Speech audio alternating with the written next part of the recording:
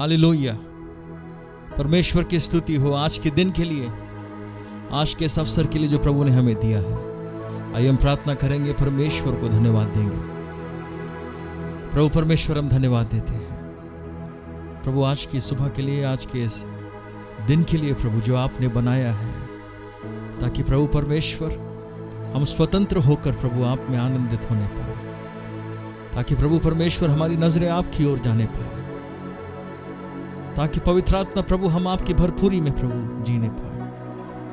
प्रभु आज का ये दिन आपने बनाया है ताकि हम आपके वचन में बढ़ने पाए, प्रभु आपके सामर्थ्य के कार्यों को अपने जीवन में अनुभव करने पाए, आपके प्रेम की गहराई को, ऊंचाई को, लंबाई को, चौड़ाई को अपने जीवन में प्रभु जानने पाए। प्रभु हम आपसे मांगते हैं सचमुच ऐसा होने पाए प्रभु आज के दिन। प्रभु हम आपकी स्तुति और बड़ाई करते हैं प्रभु इस पूरी सभा के द्वारा। प्रभु परमेश्वर धन्यवाद, आप हमारे हृदयों से बातचीत करेंगे और हमारे जीवन में नए कार्यों को करेंगे। आपके हाथों में सब कुछ सौंपते हैं प्रभु यीशु मसीह के नाम में, आमीन। हालेलुया। हम प्रभु की आराधना करेंगे, उसकी स्तुति करेंगे और हम उसके नाम की घोषणा करेंगे। वो नाम जो सब नामों में श्रेष्ठ नाम है, वो नाम जिसके नीचे सब कुछ कर दिया गया है, वो नाम जिसमें मुक्ति है, जिसमें शांति है, जिसमें छुटकारा है, जिसमें चंगाई है। हालेलुया। आज की सुबह हम उस नाम की घोषणा करेंगे और विश्वास करें परमेश्वर के कार्यों को आप अपने जीवन में जरूर देखेंगे। आमीन। हम इस गीत को गाएंगे, विश्वास की घोषणा करेंगे और उसकी आराधना भी करेंगे। हालेलुया।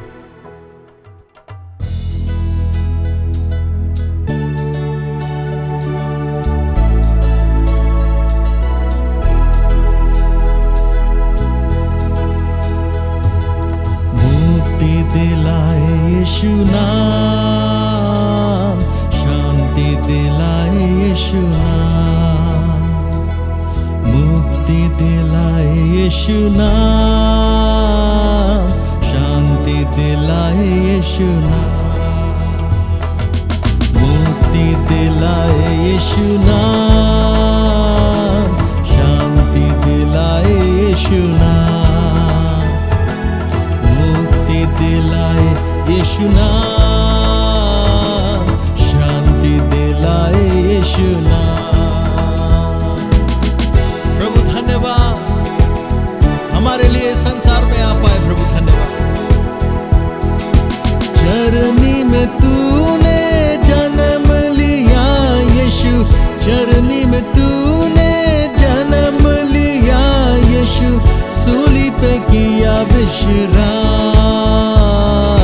सूली पे किया विश्राम, मुक्ति दिलाए यीशु नाम, शांति दिलाए यीशु नाम, मुक्ति दिलाए यीशु नाम, शांति दिलाए यीशु नाम। हालेलुया। ओ प्रभु हम आपकी स्तुति करते हैं, धन्यवाद। हम सबके पापों को मिटाने, हम सबके पापों को मिटाने यीशु हुआ बलिदान, यीशु हुआ बलिदान, मुक्ति दिलाए यीशु नाम, शांति दिलाए यीशु नाम, मुक्ति दिलाए यीशु नाम, शांति दिलाए यीशु नाम। हम पर भी यीशु कृपा करना, हम पर भी यीशु कृपा करना, हम हैं पापी नादान, हम हैं पापी नादान, मुक्ति दिलाए यीशु नाम, शांति दिलाए यीशु नाम, यीशु नाम, मुक्ति दिलाए यीशु नाम, शांति दिलाए यीशु नाम। यीशु नाम की घोषणा करेंगे, उस नाम में हमें सब कुछ मिलता है। हालेलुया। अपने घोषणा आज की सुबह करें यीशु के नाम में। मुक्ति दिलाए यीशु नाम, शांति दिलाए यीशु नाम, मुक्ति दिलाए यीशु नाम, शांति दिलाए यीशु नाम, यीशु नाम, यीशु नाम, यीशु नाम, यीशु नाम, यीशु नाम,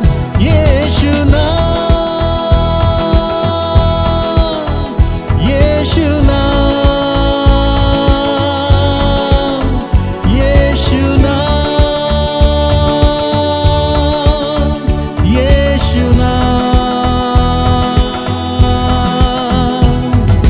मुक्ति दिलाए यीशु नाम, शांति दिलाए यीशु नाम, मुक्ति दिलाए यीशु नाम, शांति दिलाए यीशु नाम।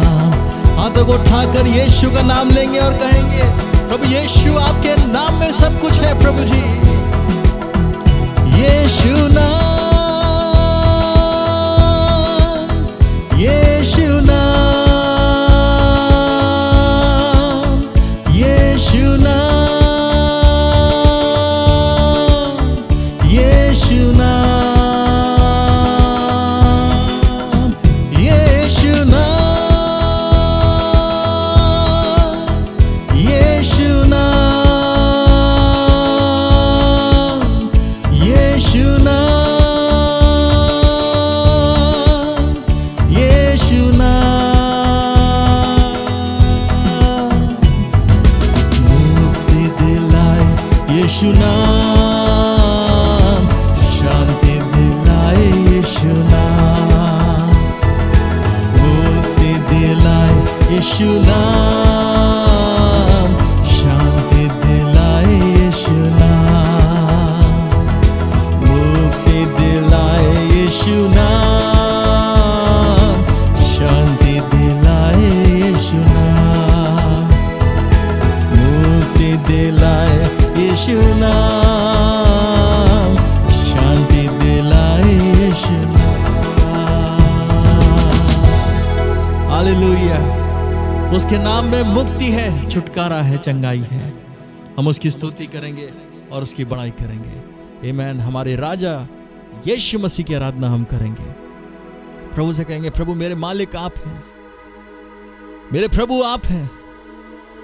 प्रभु मैं यही चाहता हूं कि आपकी मर्जी मेरे जीवन में पूरी हो। प्रभु अपने आप को उसके चरणों में आज की सुबह अर्पण करें और प्रभु से कहें प्रभु आपकी मर्जी मेरे दिन के हर एक पल में, जिंदगी के हर एक पल में प्रभु पूरी होने पाए।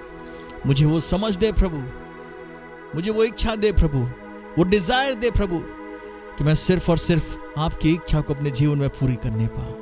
जैसे यीशु मसीह की इच्छा थी, जैसा वो कहता था मेरा भोजन पिता की इच्छा को पूरा करना है, वैसे ही पिता परमेश्वर सचमुच हमारे जीवन में भी होने पाए। हालेलुया। हम यीशु के समान होने पाए और अपने पिता परमेश्वर की इच्छा अपने जीवन के द्वारा पूरी करने पाए। हम उसकी स्तुति करेंगे, इस प्रार्थना को प्रभु से करेंगे, इस गीत को गाएंगे। यीशु राजा हो मालिक तुम मेरे, मैं ये सोचूं, मैं ये चाहूं, तेरी मर्जी पूरी करूं। हालेलुया। हम उसकी स्तुति करेंगे, उसकी आराधना करेंगे। हालेलुया। ओ प्रभु आपकी स्तुति करते हैं।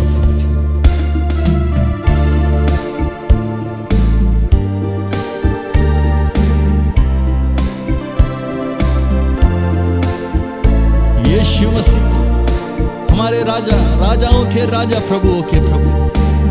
प्रभु हम आपकी आराधना और आपकी स्तुति करते हैं प्रभु। यीशु राजा हो मालिक तुम मेरे, यीशु राजा हो मालिक तुम मेरे,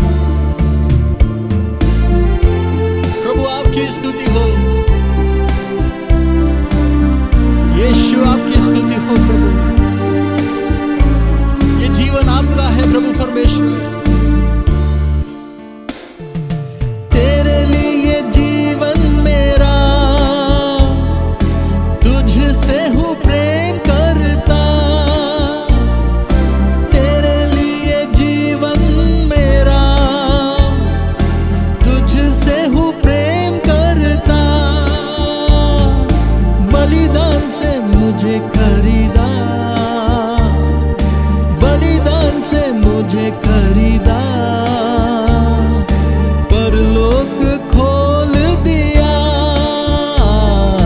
परलोक खोल दिया। यीशु राजा हो मालिक तुम मेरे, यीशु राजा हो मालिक तुम मेरे। मैं ये सोचूं, मैं ये चाहूं, तेरी मर्जी पूरी करूं। मैं ये सोचूं, मैं ये चाहूं, तेरी मर्जी पूरी करूं। यीशु राजा, यीशु राजा हो मालिक तुम मेरे। जब तक ये जीवन रहे, सेवा तेरी होती रहे। जब तक ये जीवन रहे, सेवा तेरी होती रहे। मर्जी है तेरी यही, मर्जी है तेरी यही। भूलूं मैं तुझको नहीं, भूलूं मैं तुझको नहीं। यीशु राजा हो मालिक तुम मेरे, यीशु राजा हो मालिक तुम मेरे। मैं ये सोचूं, मैं ये चाहूं, तेरी मर्जी पूरी करूं। आमीन। मैं ये सोचूं, मैं ये चाहूं, तेरी मर्जी पूरी करूं। यीशु राजा, यीशु राजा ओ मालिक तुम मेरे। प्रभु आपके पास में आनंदित होता हूँ प्रभु जी। ओ प्रभु आपसे मांगते हैं हरदम प्रभु हम आपको ही देखने पाए, हमारे हृदय की अभिलाषा प्रभु ये होने पाए। यीशु धन्यवाद। पिता मैं पास तेरे होता हूँ आनंदित मगन। पिता मैं पास तेरे होता हूँ आनंदित मगन। हरदम मैं देखूं तुझे,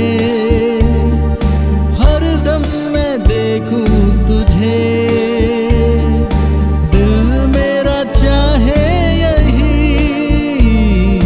दिल मेरा चाहे यही। यीशु राजा हो मालिक तुम मेरे,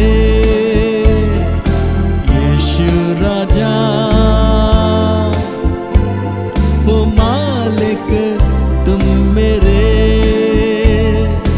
मैं ये सोचूं, मैं ये चाहूं, तेरी मर्जी पूरी करूं। मैं ये सोचूं, मैं ये चाहूं, तेरी मर्जी पूरी करूं। यीशु राजा, यीशु राजा हो मालिक तुम मेरे।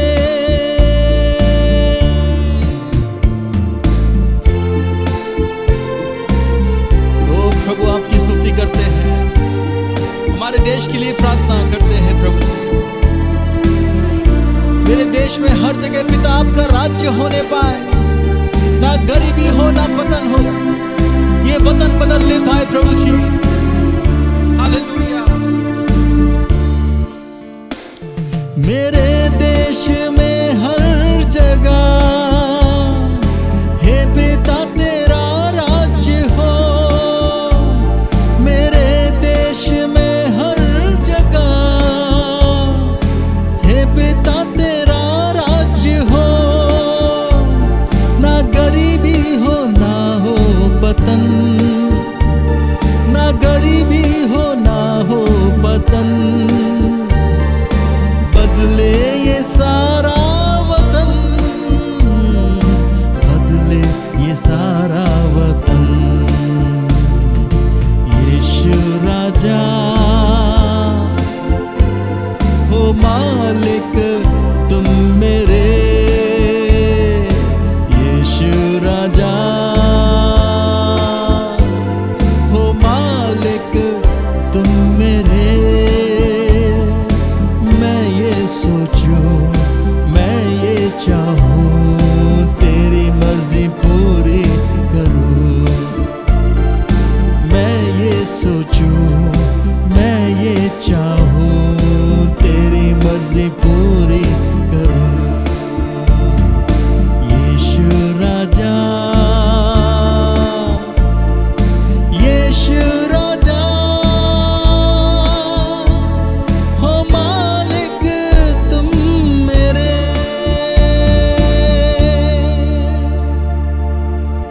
हालेलुया। प्रभु यीशु मसीह हमारे राजा, हमारे प्रभु। प्रभु आप ही मालिक है और आपकी इच्छा हमारे जीवन में पूरी होने पाए प्रभु जी। ओ धन्यवाद प्रभु जी, धन्यवाद यीशु, धन्यवाद यीशु। प्रभु परमेश्वर, ओ हम में से हर एक को छू प्रभु, अपनी कलीसिया को पवित्र कर प्रभु परमेश्वर। प्रभु हम आपके आगमन की तैयारी करने पाए, पवित्र होने पाए प्रभु, पवित्र होने पाए प्रभु जी। और हमारे द्वारा ये देश प्रभु परमेश्वर आशीषित होने पाए, बचने पाए। ओ प्रभु हम आपकी स्तुति करते हैं प्रभु जी, आपकी स्तुति और आपकी आराधना करते हैं। धन्यवाद प्रभु जी। हालेलुया। प्रभु हम आपकी उपस्थिति में खड़े हैं, सारा आदर सारी महिमा आपको देते हैं प्रभु। हमें से हर एक को छू प्रभु, हमें से हर एक को छू। आज की सुबह हमारे हृदयों से बात कर पवित्र आत्मा, हमारे जीवन से सारा आदर सचमुच आपको मिलने पाए। पवित्र पवित्र पवित्र परमेश्वर, आप योग्य हैं प्रभु, आप योग्य हैं प्रभु जी। धन्यवाद।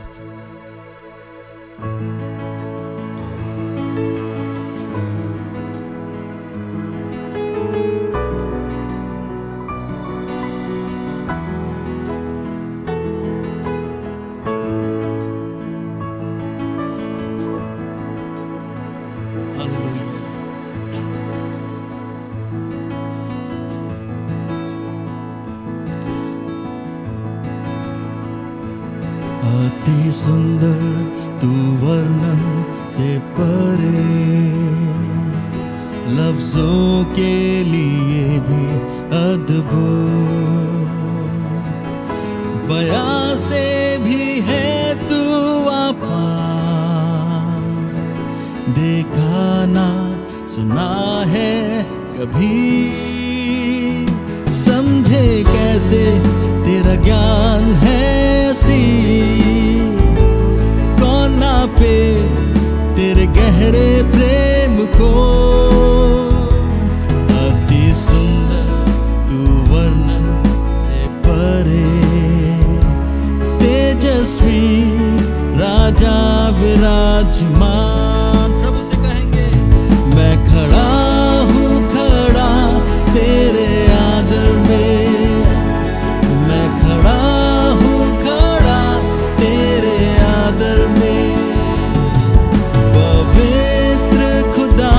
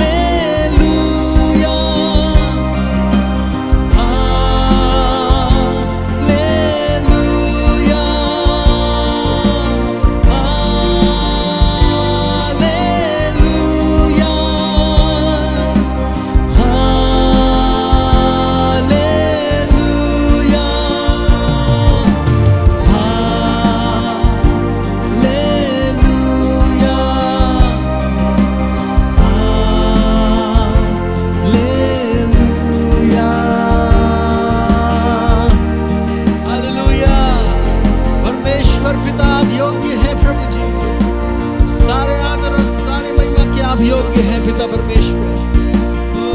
हालेलुया हालेलुया पिता परमेश्वर धन्यवाद प्रभु, आपकी महिमा करते हैं, आपकी आराधना करते हैं प्रभु यीशु, आपके नाम को अपने जीवन में ऊंचा उठाते हैं। ओ धन्यवाद प्रभु जी, धन्यवाद प्रभु परमेश्वर, धन्यवाद प्रभु परमेश्वर। ये समय आपका है प्रभु जी, अपने वचन के द्वारा प्रभु हमसे बातें कर। हर एक बंधन यीशु के नाम से टूट गया, विश्वास करते हैं प्रभु। हर एक बीमारी यीशु के नाम से चली गई, हम विश्वास करते हैं प्रभु। प्रभु आपके नाम में छुटकारे की घोषणा करते हैं प्रभु। धन्यवाद प्रभु, आप अपने लोगों को आप अपने और करीब लेकर आ रहे हैं प्रभु। धन्यवाद। इन अंतिम दिनों में प्रभु परमेश्वर आप अपनी कलीसिया को तैयार कर रहे हैं, अपने जवानों को तैयार कर रहे हैं। धन्यवाद प्रभु जी। ओ प्रभु हम आपकी स्तुति और आपकी बड़ाई करते हैं। धन्यवाद प्रभु, हम में से हर एक को अपने हाथों में ले प्रभु और चला। समय आपका है पवित्र आत्मा प्रभु, हमारे हृदयों को अपने वचन के लिए तैयार कर, हमें अपने जैसा बना प्रभु यीशु मसीह, अपने जैसा बना प्रभु यीशु मसीह के नाम में। आमीन आमीन।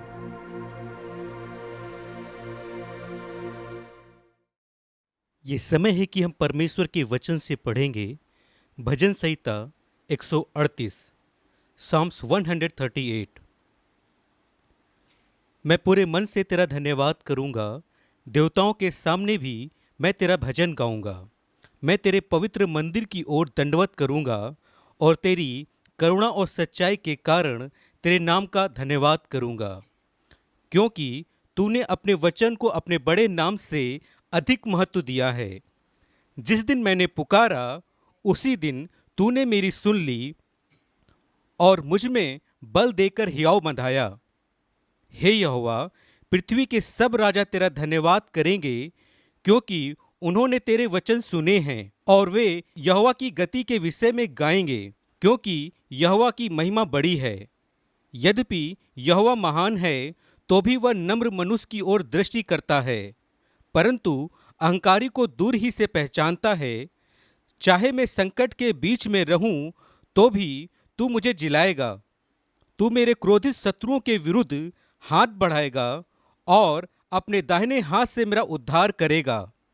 यहोवा मेरे लिए सब कुछ पूरा करेगा। हे यहोवा, तेरी करुणा सदा की है, तू अपने हाथों के कार्यों को त्याग ना दे। परमेश्वर अपने वचन के पढ़े जाने और सुने जाने पर आशीष दे। आमीन। हालेलुया। मैं प्रभु को धन्यवाद देता हूँ इस सुंदर समय के लिए।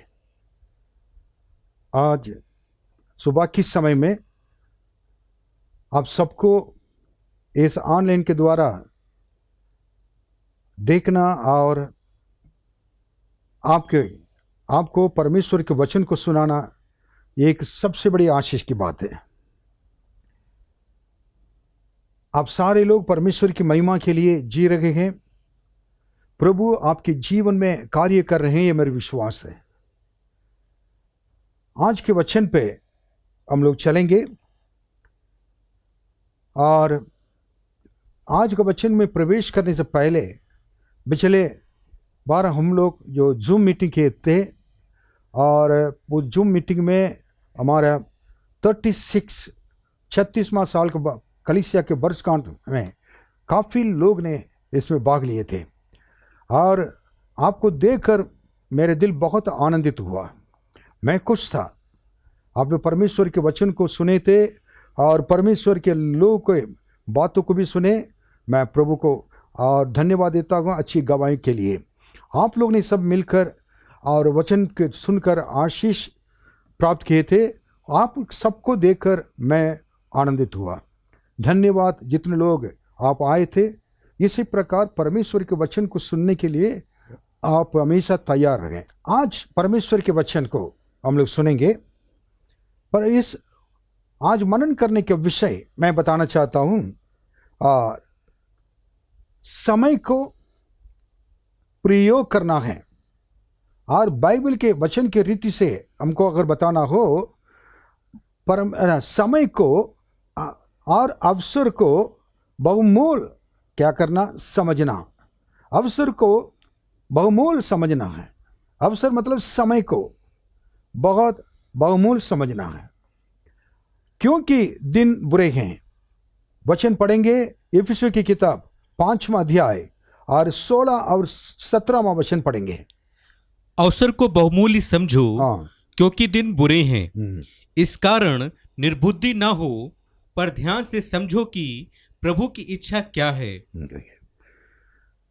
इंग्लिश बाइबल में लिखा हुआ है रिडीमिंग द टाइम, ये वर्ड लिखा हुआ है रिडीमिंग द टाइम।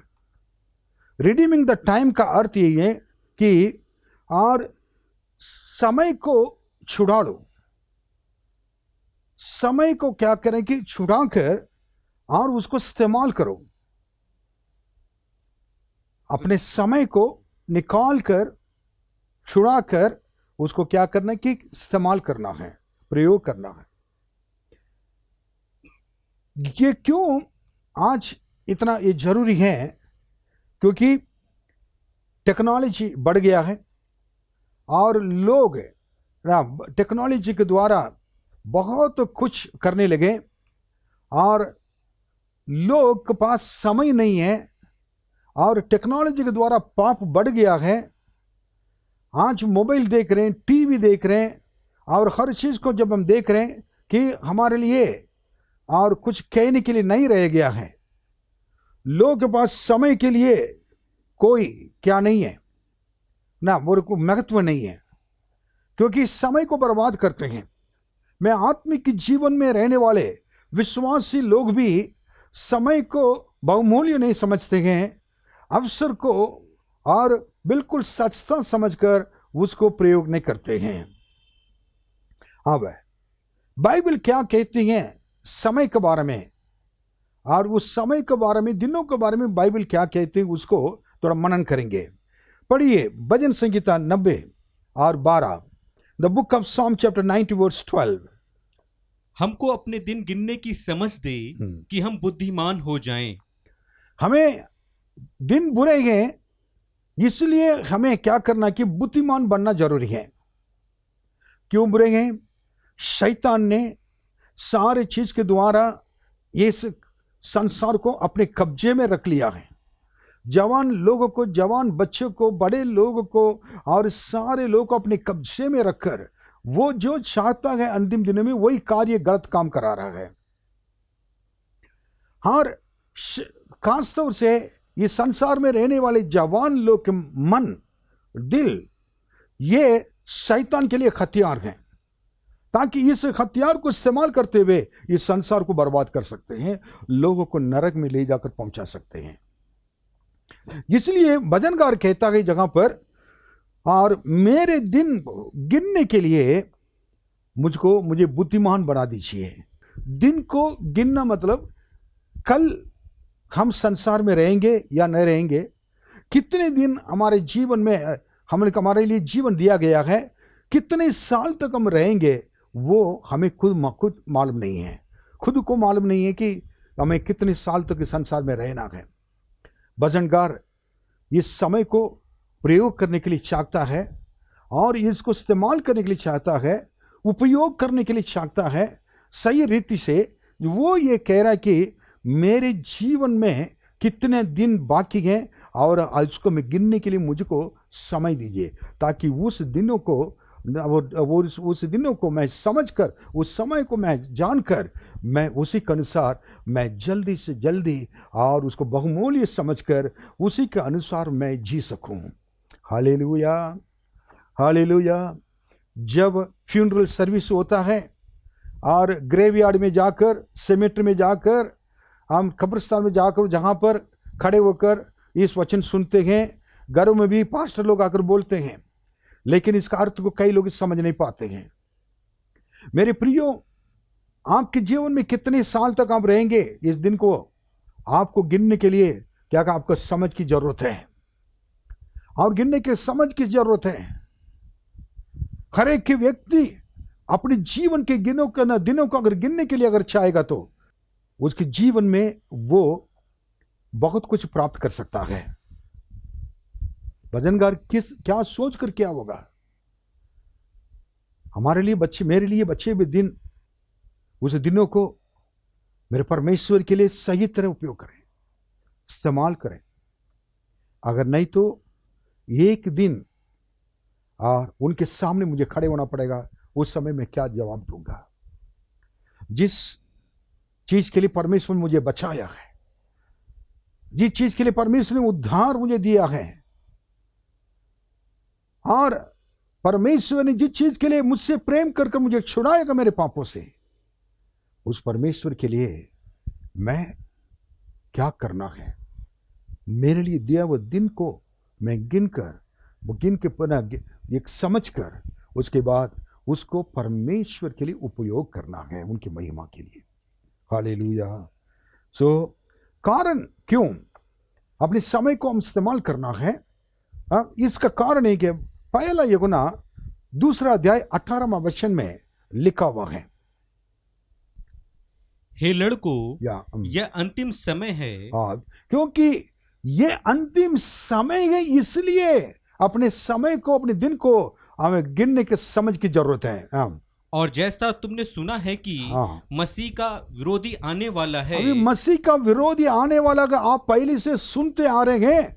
अभी वो पढ़िए, आगे आने वाला है। उसके अनुसार अब भी बहुत से मसीह विरोधी उठ खड़े हुए हैं। और मसीह विरोधी उठ खड़े हुए हैं। इससे हम जानते हैं कि यह अंतिम समय है। ये मसीह विरोधी उठकर खड़े हुए हैं। आज परमेश्वर प्रभु यीशु मसीह के बारे में कहीं भी अगर बताएंगे, विरोधी लोग हैं, खड़े हैं, सब जगह पर विरोध हैं।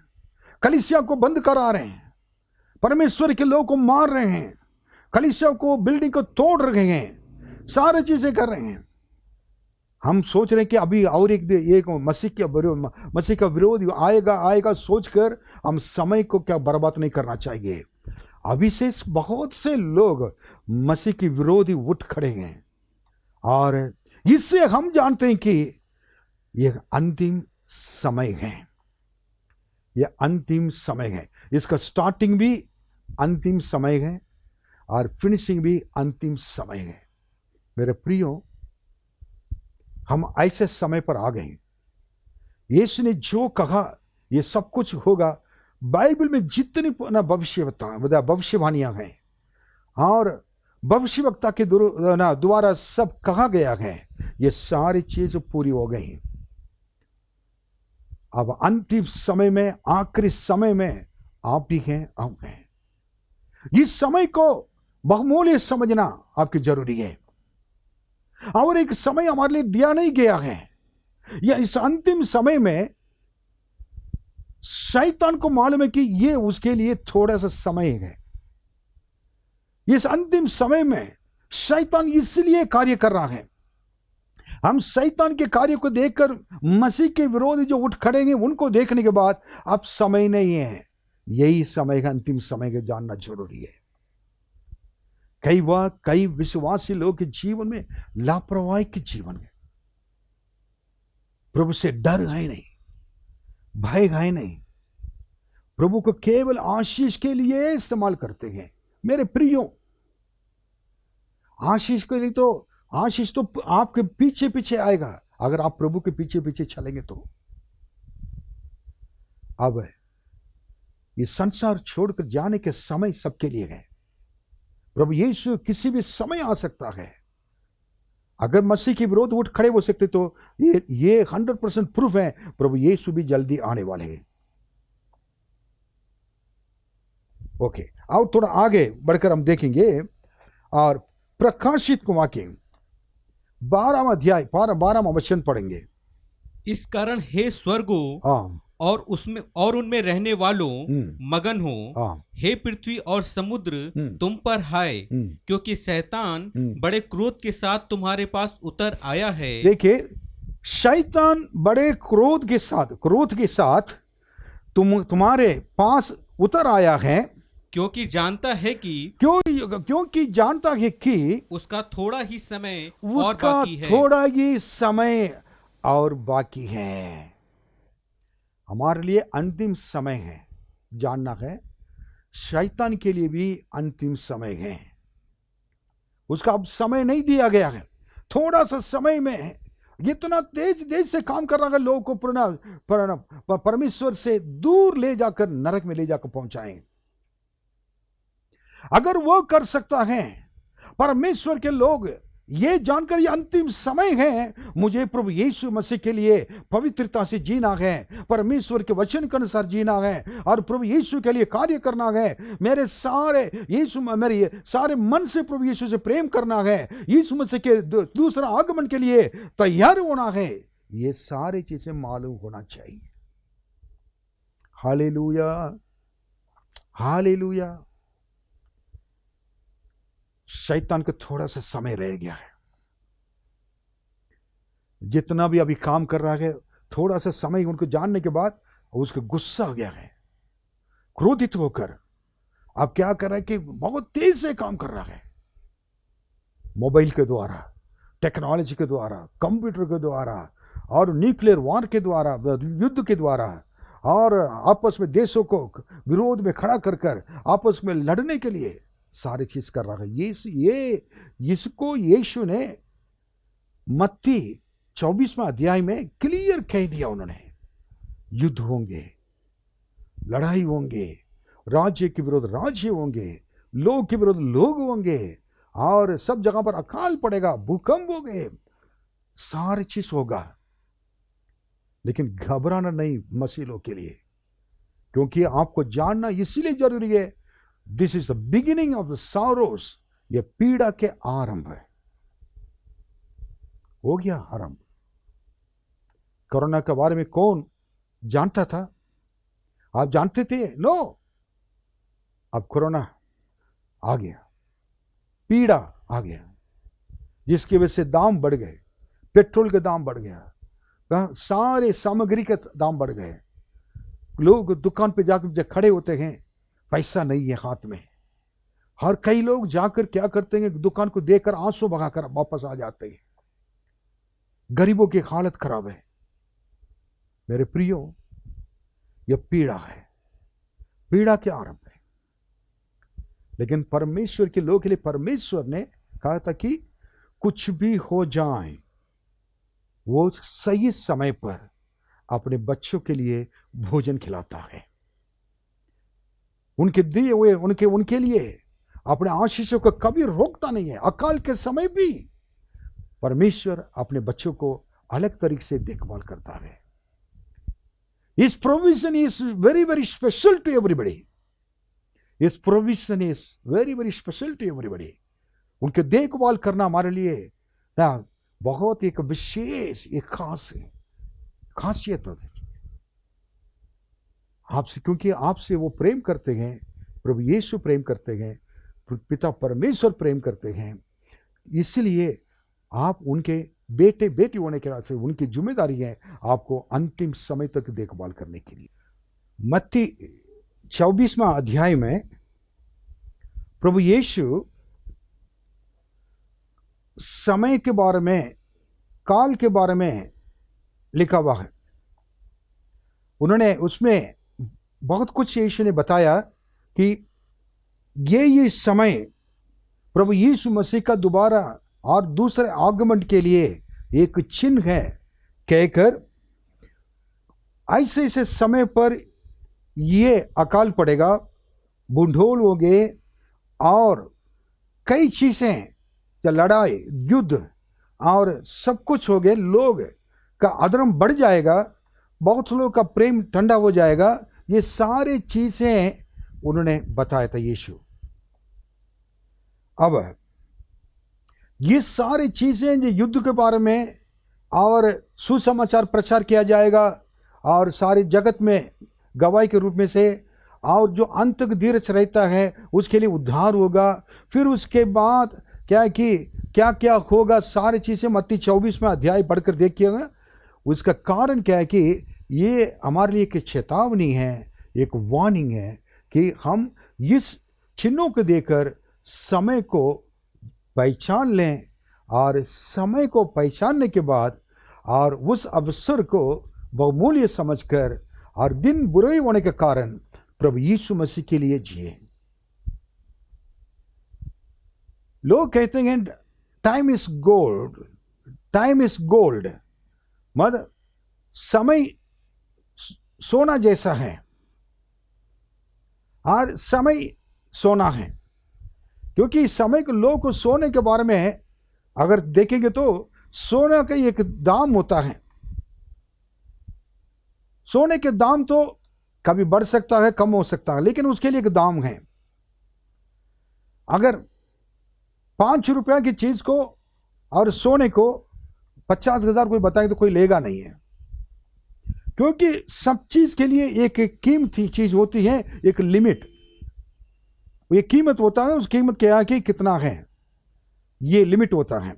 लेकिन आत्मिक जीवन में बढ़ने वाले विश्वासियों के लिए समय का क्या है कि समय गोल्ड नहीं होता है, समय गोल्ड नहीं होता है।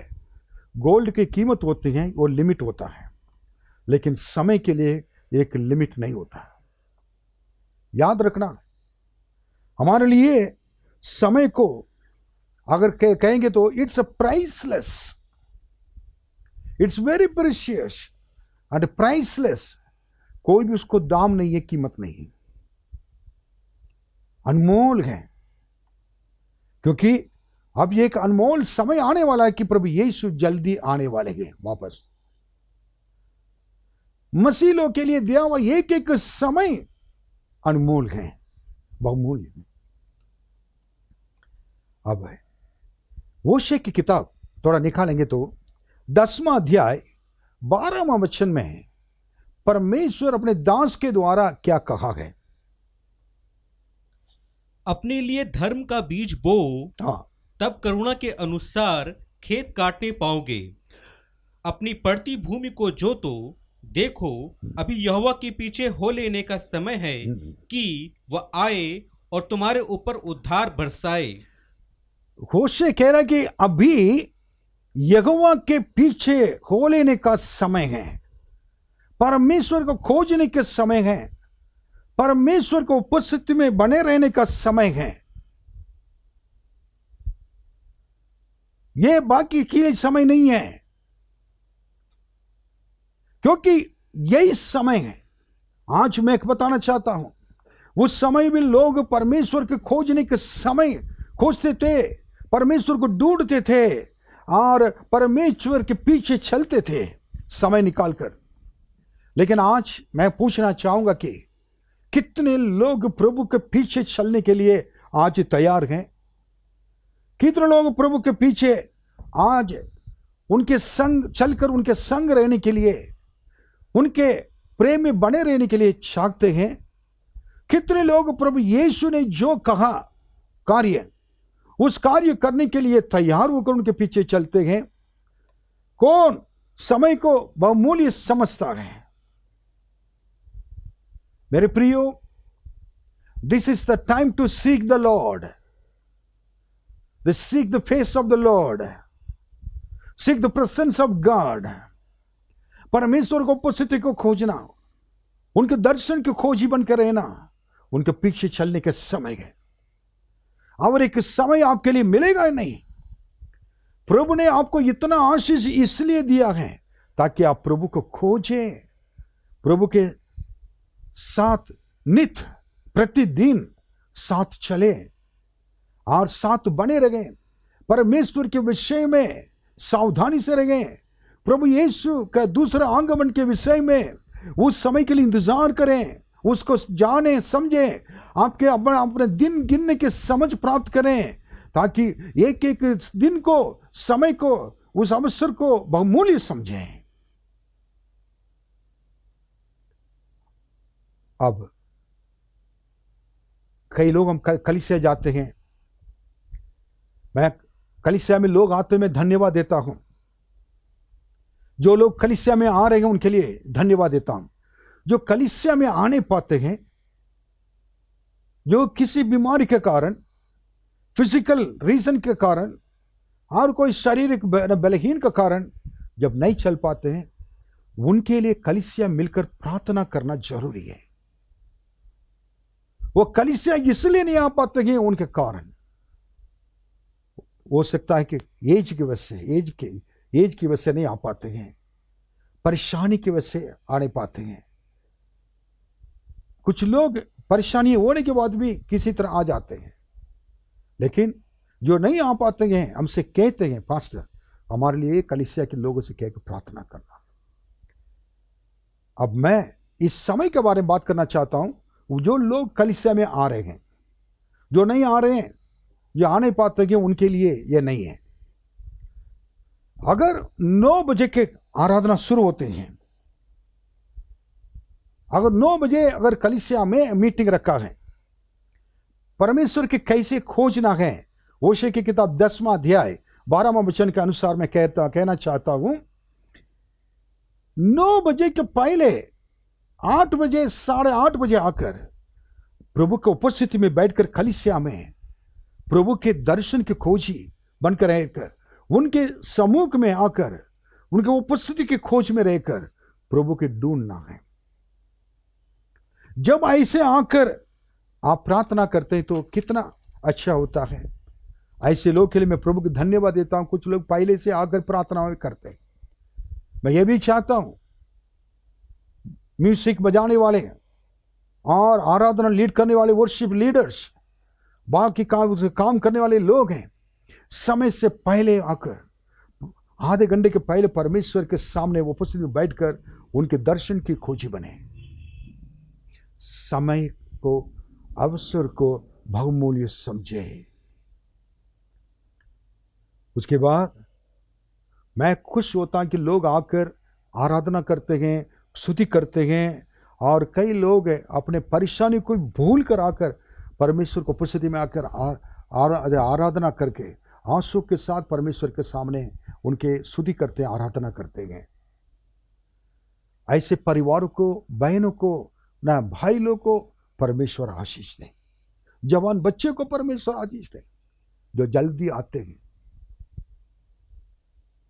लेकिन एक बात रखना जरूरी है, अगर रविवार के दिन आराधना अगर होती है तो शनिवार के दिन सारे लोग क्या करना चाहिए कि प्रार्थना के साथ अपने घर पे बैठना जरूरी है।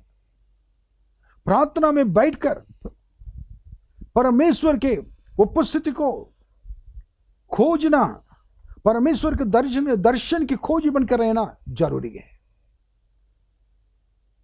पवित्र आत्मा कलीसिया के लिए बहुत से क्या कि वरदान और प्रतिज्ञा वगैरह दिया है। उस उसके लिए मैं प्रभु को धन्यवाद देते हैं। कलीसिया के लोग उस विश्वास को ना प्रतिज्ञा के द्वारा ना जीने के लिए और कोशिश करना चाहिए। उस पर विश्वास करना जरूरी है। जब कई लोग परमेश्वर के प्रतिज्ञा पर विश्वास करते हैं, मैं उनके लिए प्रभु को धन्यवाद देता हूं। और सपोज 9 बजे की मीटिंग है, अगर आप 10 बजे आते हैं चर्च में, आपको क्या है कि पास्टर की वेदना होगी नहीं होगी, पास्टर दुखित होंगे नहीं होंगे, परमेश्वर दुखित होंगे नहीं होंगे, होंगे। क्यों? कारण यही है, जो 8-9 बजे से लेकर 10 बजे के बीच में जो आराधना के आशीष हैं, वो उस आशीष आपको नहीं मिली, उस आशीष को आपने खो दिया है। एक तो आपने समय को खो दिया है, अवसर को बहुमूल्य नहीं समझने की वजह से, और आपके लिए मिलने वाले उस आशीष को आपने खो दिया है। मेरा प्रियो, इस चीज को समझना जरूरी है। मुझे आशीष खोना है, समय लेट में जाने की वजह से अगर ना मालूम पड़ेगा तो तब आप ये काम नहीं करेंगे। कोई भी आशीष को खोना नहीं चाहेगा।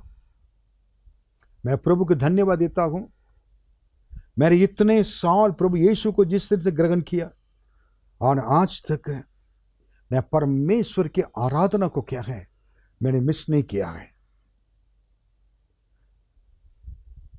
1-2 बार I was very very very weak, उठ नहीं पाता था, उस समय मुझे मैं आ नहीं पाता था, बैठ नहीं पाता था, उसके लिए तो कोई बात नहीं, मैं प्रभु जानते हैं।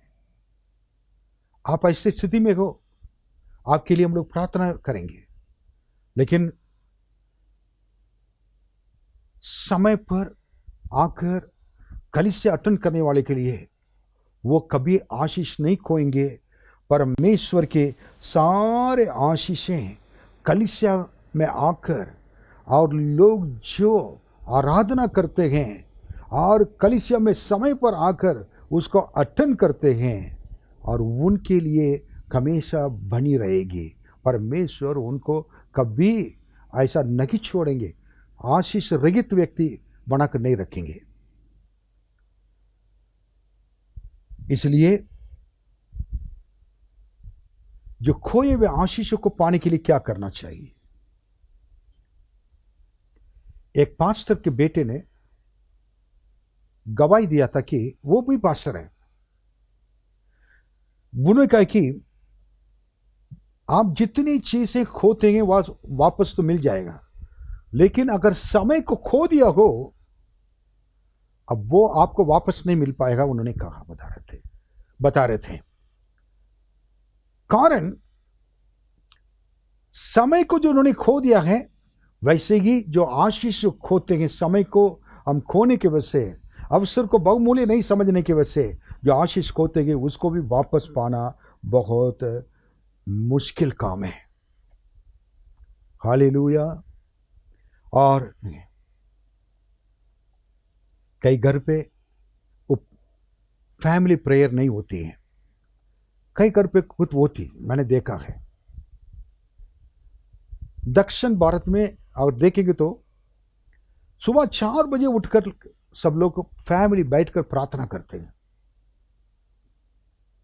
4:30 बजे कभी उठकर प्रार्थना करते हैं, लोग 5 बजे उठकर प्रार्थना करते हैं। आज भी कई कलीसिया में सुबह 5 बजे मीटिंग होती है। उधर एक कारण है कि ठंड नहीं रहता है, ठंड के समय आना मुश्किल है, लेकिन गर्मी के समय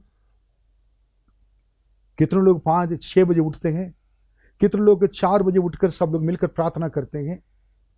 एक आत्मिक अनुशासन परिवार में भी होना जरूरी है।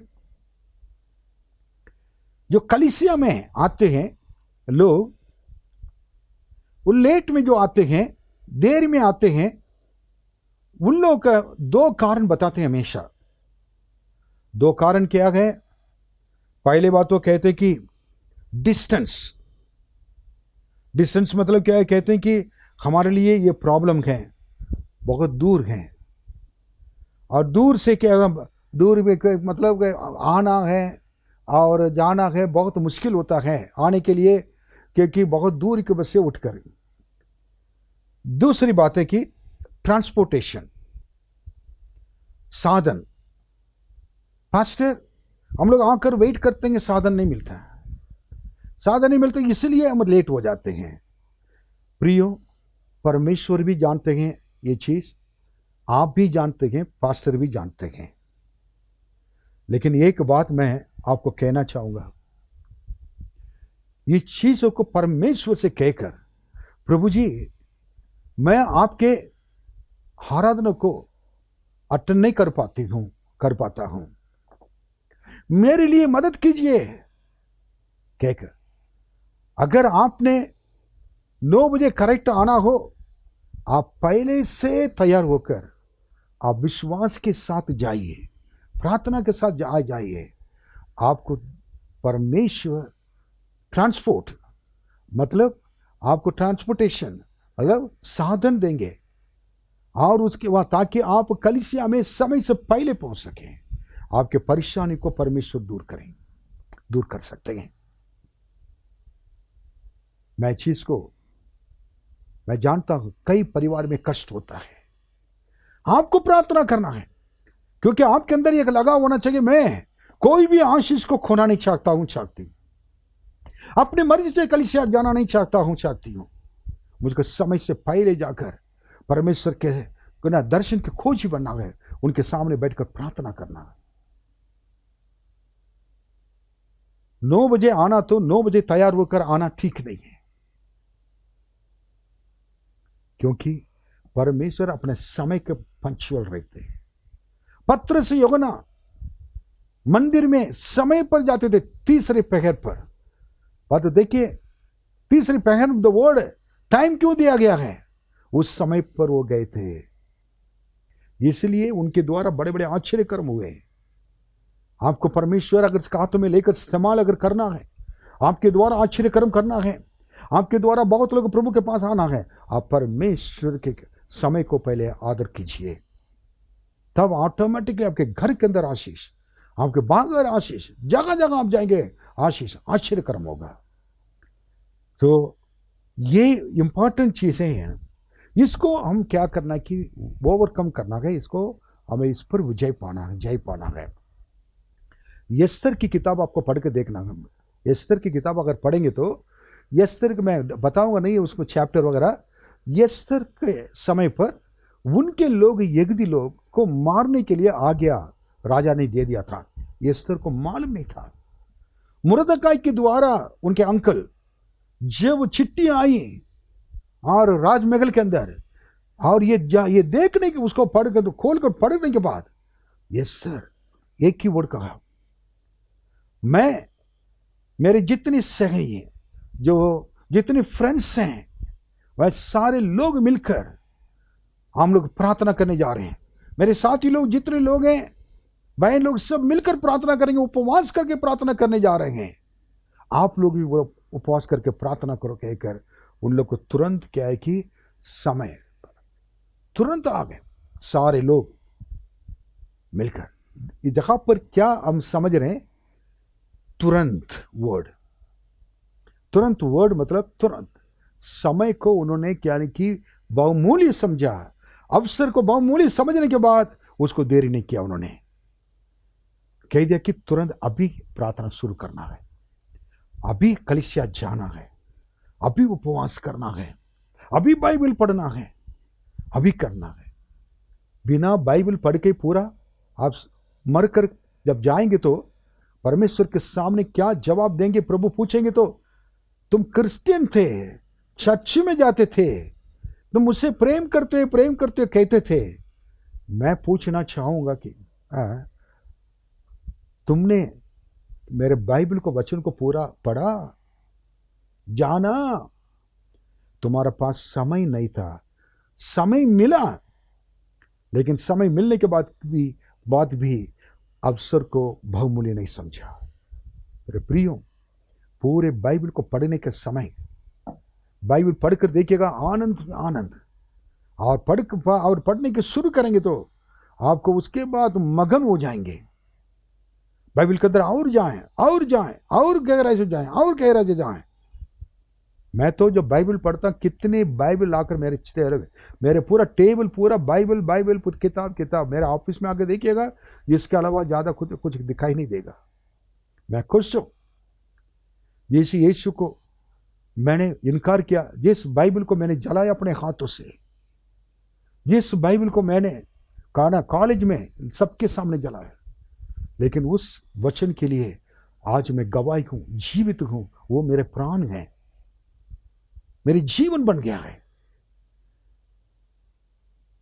मेरे लिए कुछ नहीं चाहिए संसार में, बस इतना परमेश्वर का वचन मेरे साथ रहे। उसको अभी नहीं पढ़ेंगे तो कब पढ़ेंगे?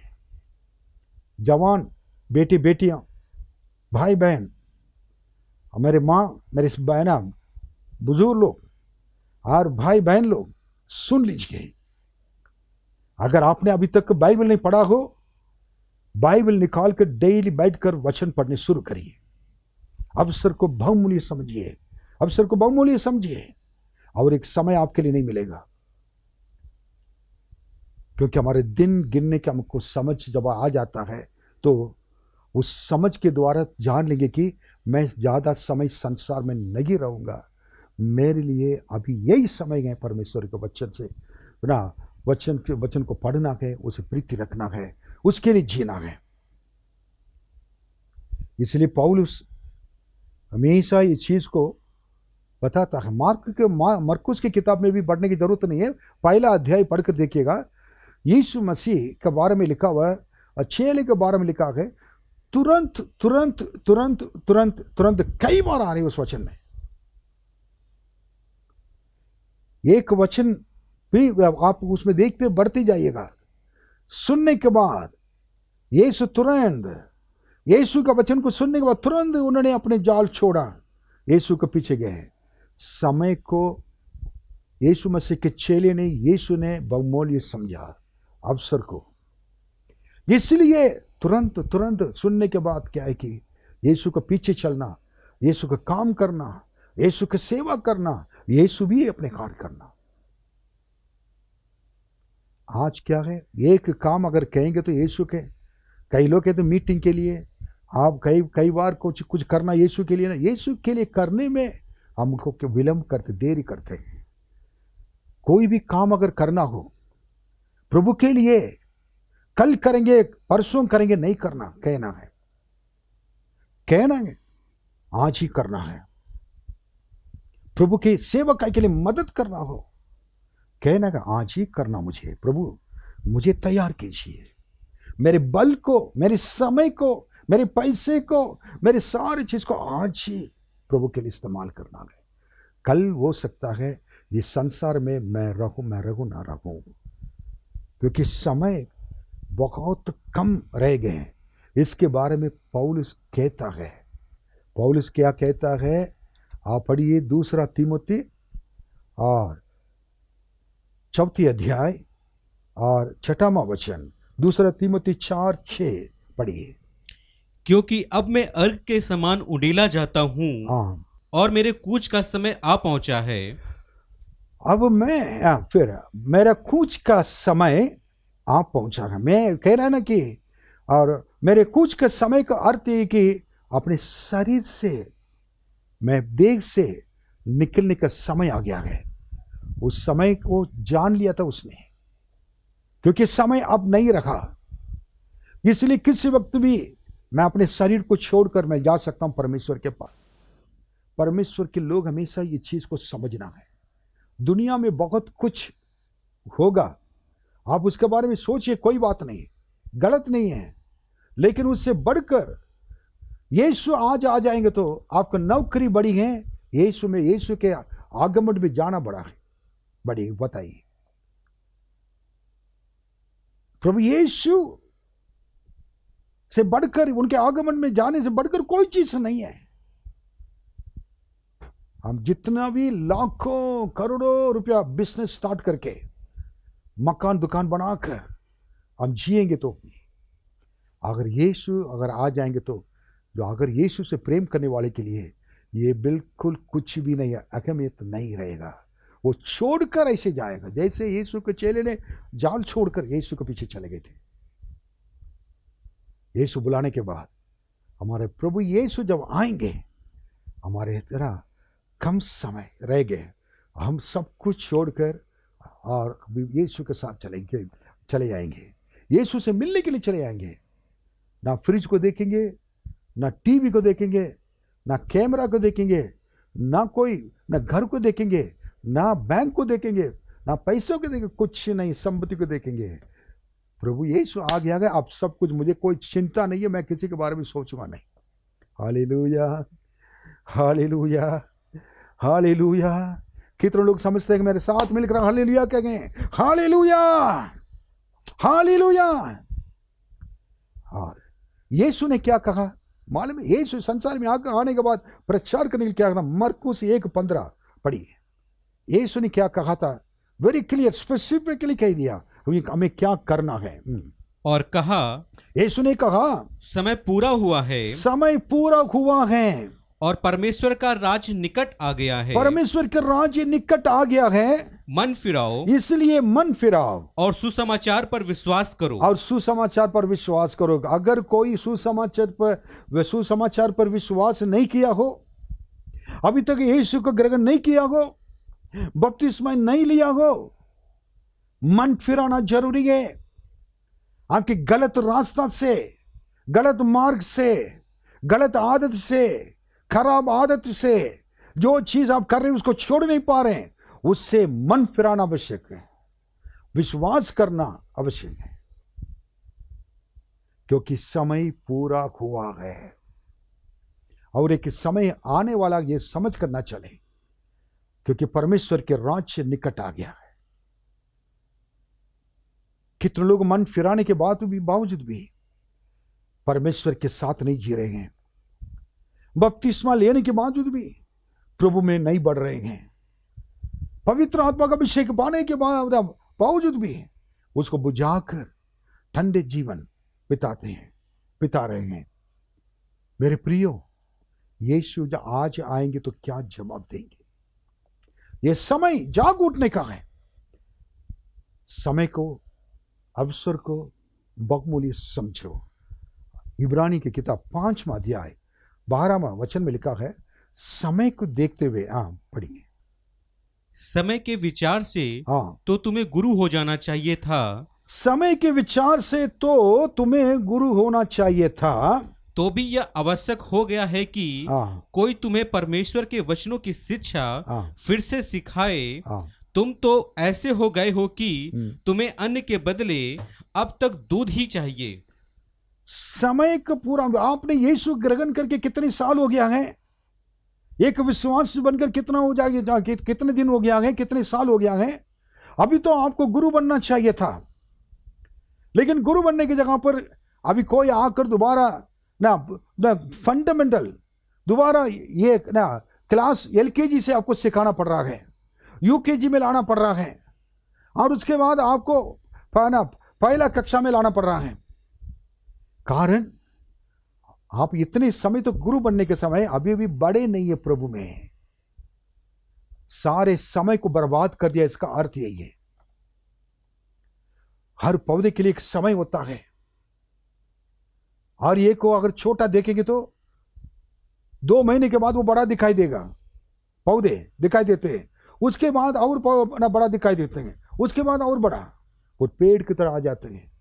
लेकिन परमेश्वर को ग्रहण किए लोग आज भी बाइबल नहीं जानते हैं। बच्चे के समान बाइबल को तो लेकर चर्च में आते हैं, उसमें क्या लिखा है उनको मालूम नहीं है। क्या यीशु को अपने पहचाना? क्या यीशु को जाना? क्या यीशु को दुख दिला रहे? क्या यीशु खुश होंगे आपके जीवन के द्वारा? आपको दुख देंगे? आप नहीं समझ पा रहे हैं। बाइबल क्या कहती मालूम है? धन्य वही लोग हैं, पढ़िए प्रकाशित वाक्य 1 अध्याय 3 वचन। क्यों पढ़ना है? धन्य है वह जो इस भविष्यवाणी के वचन को पढ़ता है। धन्य वह जो इस भविष्यवाणी के वचनों को पढ़ता है, और वे जो सुनते हैं और इसमें लिखी हुई बातों को मानते हैं। वो लिखी हुई बातों को मानते हैं, क्योंकि समय निकट है। समय निकट आया है, निकट है, समय निकट है।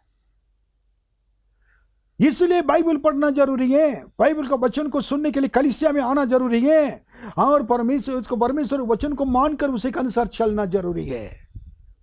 पवित्र आत्मा ने प्रकाशित वाक्य खोलने से पहले इस वचन को आपके लिए, हमारे लिए ना, अपने दास यीशु मसीह के चेला ये को ना के द्वारा पवित्र आत्मा ने दे दिया है। Hallelujah, hallelujah. क्यों? इस वचन को सुनने के बाद भी आपके दिल में एक निर्णय लेने के लिए मन नहीं लग रहा? आपका दिल के अंदर परमेश्वर बात नहीं कर रहे? मुझे विश्वास है प्रभु बात कर रहे होंगे। It's very serious to know about God's word. It is very serious to know about the time of God and the season of God. समय को, काल को जानना बहुत जरूरी है, बहुत सीरियसली। प्रकाशित वाक्य 3 अध्याय 10वां वचन पढ़ेंगे। तूने मेरे धीरज, विश्वास के लिए लिखा हुआ है, तूने मेरे धीरज की वचन को थामा है। विश्वास के लिए, फिलाडेल्फिया कलीसिया के लिए उन्होंने कहा, इसलिए मैं भी तुझे परीक्षा के उस समय बचा रखूंगा। धीरज, देखिए, तूने मेरे धीरज के वचन को थामा है, इसलिए मैं भी तुझे परीक्षा के उस समय बचा रखूंगा। फिर जो पृथ्वी पर रहने वालों के जो पृथ्वी पर रहने वालों के परखने के लिए सारे संसार पर आने वाला है। परखने के लिए सारे संसार पर आने वाला है। परमेश्वर के वचन के थामने वाले लोगों के लिए आने वाली परीक्षाओं में बहुत बड़े भयानक दिन से परमेश्वर बचा कर रखेंगे। उस समय जो ऐसा समय आने वाला है, आपको टेस्ट किया जाएगा, परीक्षा में डाला जाएगा, और ऐसे समय परमेश्वर आपको बचा कर रखेंगे, क्योंकि आपने अपने वचन को पढ़ा है, उसको थामा है, उसके अनुसार चलते हैं। इसलिए आप जैसे अच्छे विश्वासी कोई नहीं हो सकता है। आप परमेश्वर की दृष्टि में प्रिय जाना है, इसलिए आपको परमेश्वर बचा कर रखेंगे। ऐसे जो समय है पुनः अब उस समय जो बहुत कठिन समय आने वाली है, उसमें से आपको बचा कर रखेंगे। Hallelujah, hallelujah. अब प्रकाशित वाक्य 10वां अध्याय 6वां वचन पढ़ेंगे। और जो युगानुयुग जीवता है और जिसने स्वर्ग को और जो कुछ उसमें है और पृथ्वी को और जो कुछ उस पर है और समुद्र को और जो कुछ उसमें है सृजा, उसी की शपथ खाकर कहा, अब तो और देर ना होगी। Oh, that's very very very serious word. अब तो और देर न होगी, अब समय नहीं रहा।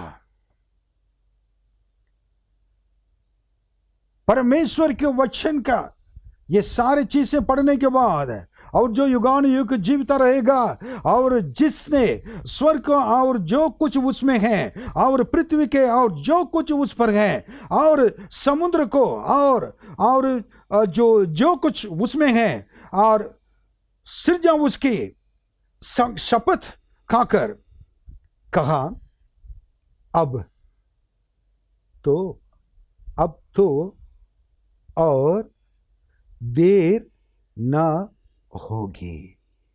अब इसका मतलब अब तो और देर ना होगी, इसका मतलब time is no more, time is no more. अब समय नहीं रहा। समय को, अवसर को बहुमूल्य समझें। God wants to tell you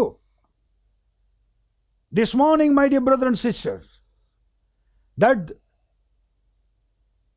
now the time is no more. Time will be no more. समय नहीं मिलेगा अभी समय नहीं रहा। आप क्या करने जा रहे हैं?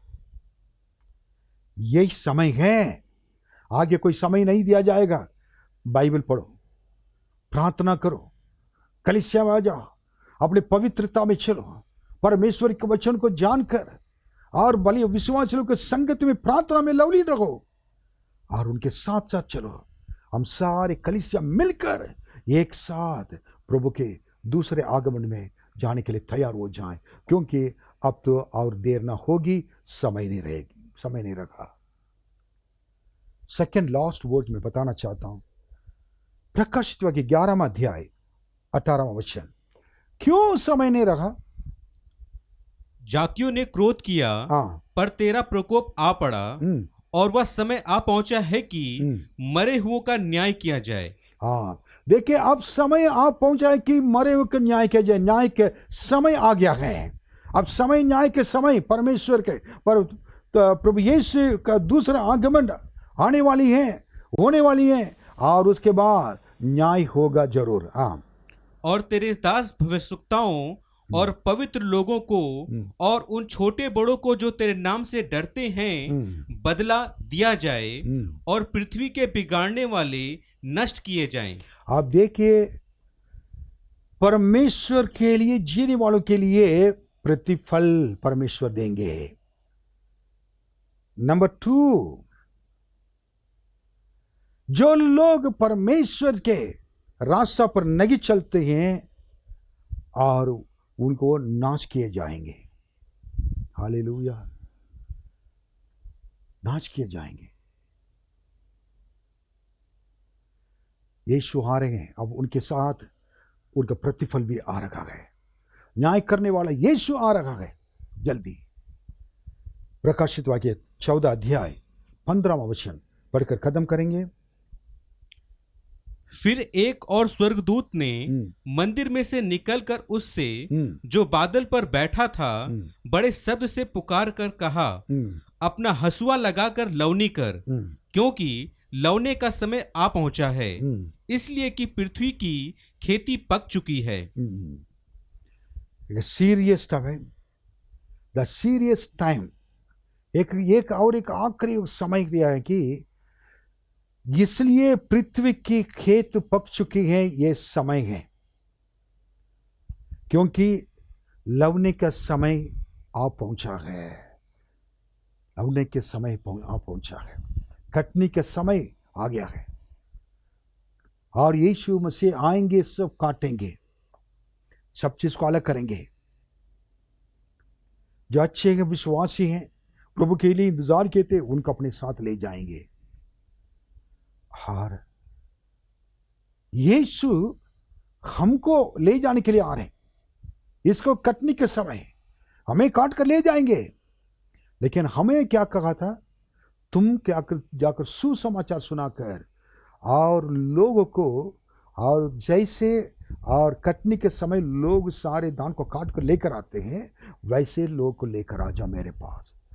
हम लोगों को पके हुए खेत बहुत है, मजदूर बनकर जाकर सब काट कर लेकर आए, लेकर आकर हम उनको कलीसिया में इकट्ठा करें। प्रभु यीशु हमें काट कर ले जाने के लिए, अलग करके ले जाने के लिए आ रहे हैं, क्योंकि न्याय करने वाला यीशु, प्रतिफल देने वाला यीशु इस संसार में आया है, आपके लिए, हमारे लिए आने वाले हैं। इसलिए अब समय नहीं रखा, इस समय को, इस अवसर को बहुमूल्य समझकर हम क्या करेंगे, अपना खुशी से और सीरियस से उपवास कर कर, प्रार्थना कर कर, और पर सीरियसली अपने आत्मिक जीवन में के बारे में सोचकर, और हमें परमेश्वर के वचन को पढ़कर समझकर कलीसिया में संगति करते हुए परमेश्वर के कार्य को और उठाते हुए और समय पर मदद करते हुए और हर चीज में हम आगे बढ़ेंगे। प्रभु यीशु आपसे प्रेम करता है, वो जल्दी आने वाला है। आइए हम सब प्रार्थना करेंगे। महान परमेश्वर, इस समय के लिए धन्यवाद देते हैं, इस वचन के द्वारा अवसर के बहुमूल्य समझो प्रभु।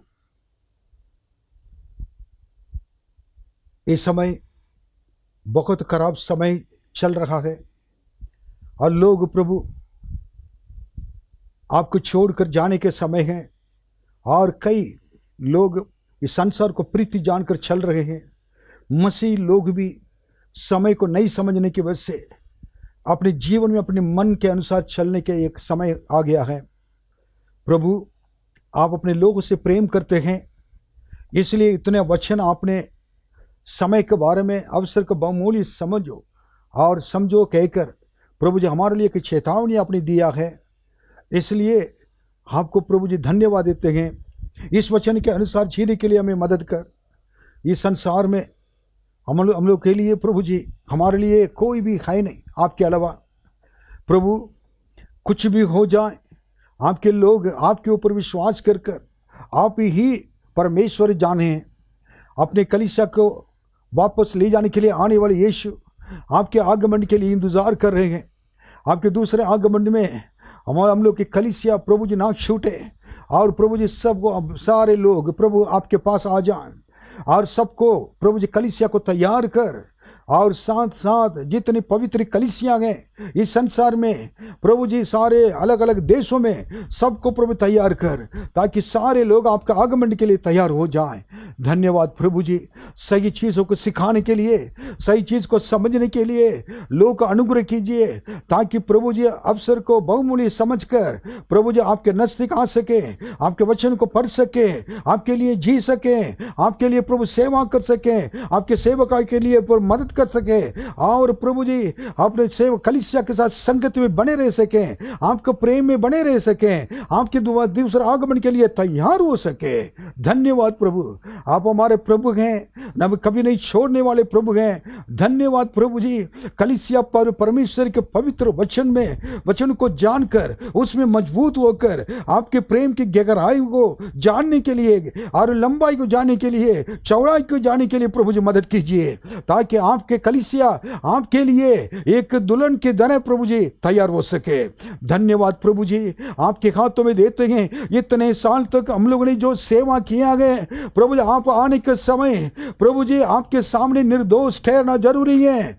हमारे सर प्रभु जी कलीसिया, हमारे लोग आपके सामने पवित्र बन जाएं, परमेश्वर के प्रभु जी अपने प्रभु सामने अपने आत्मिक जीवन में सीरियस होकर सावधानी से आगे बढ़ सकें, ताकि प्रभु यीशु को प्रभु जी स्तुति करने में और यीशु को आराधना करने में और परमेश्वर के कलीसिया से प्रेम रखने में प्रभु जी आगे रह सकें। धन्यवाद प्रभु जी, धन्यवाद धन्यवाद। आपके प्रभु जी सारे महिमा के लिए धन्यवाद करते हैं, आपके सारे आशीषों के लिए धन्यवाद करते हैं। इतनी कृपा आपने हमारे कलीसिया के ऊपर दिखाया, धन्यवाद करते हैं। हमारी कलीसिया हमारे बीमारी के साथ, कष्टों के साथ, परेशानियों के साथ रहने वाले प्रभु जी आपके बच्चों को प्रभु जी सर बहनों और भाइयों, कोई भी हो, माँ को और बच्चे को, कोई ना अगर बूढ़े को, यीशु के नाम में उनको छू कर चंगाई दीजिए। धन्यवाद, आप पर छू कर प्रभु जी उनको चंगाई मिल जाए, आप उनको छू लीजिए, चंगाई दीजिए। धन्यवाद, अनुग्रह कर आशीष दे, आपके हाथों में प्रभु जी सौंपते हैं। धन्यवाद प्रभु जी, आप इस कलीसिया को आपने दिया है, आप आखिरी तक पर अपने हाथों में रखकर ले चलेंगे। धन्यवाद। इस missionary fort of press ministry के लिए, मिशनरी चर्च के लिए लाख लाख धन्यवाद देते हैं। अपने विश्वासियों को पर विशेष हाथ रखकर उनके आशीष दे, उनके सारे जरूरतों को पूरा करे, उनके कष्टों को दूर करे, आंसू को दूर करे, और सब कुछ प्रभु जी आंसू को पोंछ डाले, उनकी बीमारियों को दूर करें और सही सलामत से रहकर परमेश्वर की महिमा करने के लिए तैयार करें। आदर महिमा सब कुछ आपको देते हैं। हमारी प्रार्थना सुनने के लिए धन्यवाद, यीशु के नाम में मांगते हैं, आमीन आमीन। सब लोग कहें आमीन आमीन। ओके, आइए हम फिर से एक बार अपने आंखें बंद रखें। आखिर में आशीष वचन के लिए हमारे पिता परमेश्वर का प्रेम, प्रभु यीशु मसीह का अनुग्रह, पवित्र आत्मा की सहभागिता हम सबों के साथ हमेशा होती रहे। आमीन। प्रभु आप सबको आशीष दे। धन्यवाद।